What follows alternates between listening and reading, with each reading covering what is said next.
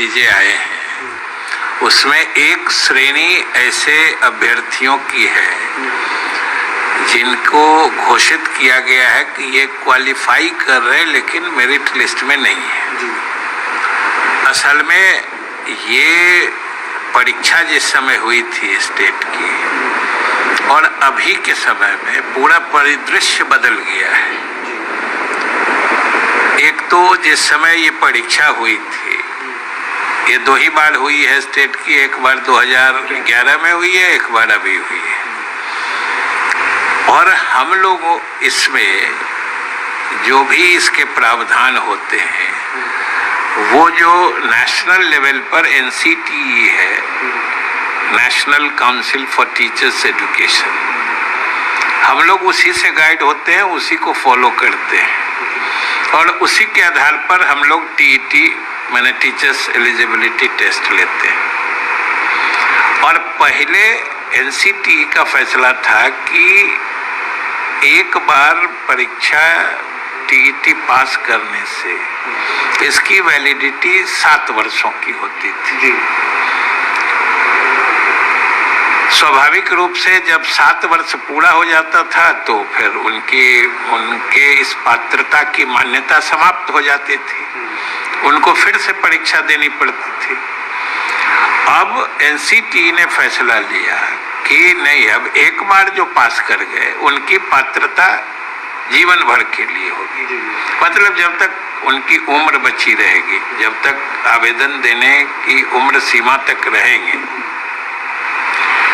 और हम लोगों को भी कहा गया जो उस हिसाब से आप लोग अपने यहाँ बनाइए, तो हम लोगों ने भी ये फैसला ले लिया है कि अब हमारे यहाँ जो भी TET STET जो भी पास करेंगे तो उनके उस पात्रता की मान्यता जीवन पर्यंत रहेगी, यानी जब तक उनकी उम्र सीमा के अंदर रहेगी वो बनी रहेगी। अब इस फैसले के परिप्रेक्ष्य में पूरा परिदृश्य बदल गया। हम लोग पहले सोचते थे कि जितनी वैकेंसी होगी और उसी हिसाब से ये विज्ञापन भी निकाला गया था। और सच पूछते हैं तो ये जो कैटेगरी है, ये जो श्रेणी है, qualified not in merit list, इसका मतलब है कि वो क्वालिफाइंग मार्क्स तो रखते हैं लेकिन जो वैकेंसी है उस हिसाब से क्वालिफाई नहीं कर रहे हैं।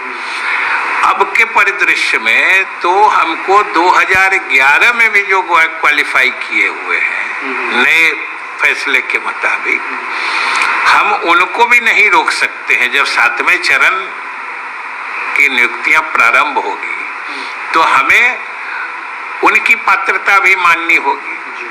तो उस परिस्थिति में जब 2011 के क्वालिफाइड लोगों की पात्रता हम मानेंगे तो 2019 में जो क्वालिफाई कर गए हैं और मेरिट लिस्ट में आ रहे थे तो उससे उनकी पात्रता को हम लोग रोक नहीं सकते। तो इसलिए अब हम लोग जो qualified and not in merit list, इस श्रेणी के लोगों को भी या छात्रों को परेशान होने की जरूरत नहीं है, बिल्कुल जरूरत नहीं है। सरकार में हम लोग विचार कर रहे हैं और इसके लिए रास्ता निकाल के हम लोग उनकी पात्रता भी जब रिक्तियां निकलेगी बनी रहेगी, इसके लिए हम लोग आवश्यक निर्णय कर रहे हैं। और हम समझते हैं कि निर्णय उनके पक्ष में ही जाने वाला है, इसलिए उनको परेशान होने की आवश्यकता नहीं है। वो क्वालिफाई किए हैं तो क्वालिफाई कर गए हैं, तो अब उस क्वालिफाई करने के आधार पर तो उनकी पात्रता जीवन पर्यंत रहेगी, तो हम इसमें क्यों रोकेंगे। तो ये बदले हुए परिदृश्य में ये हम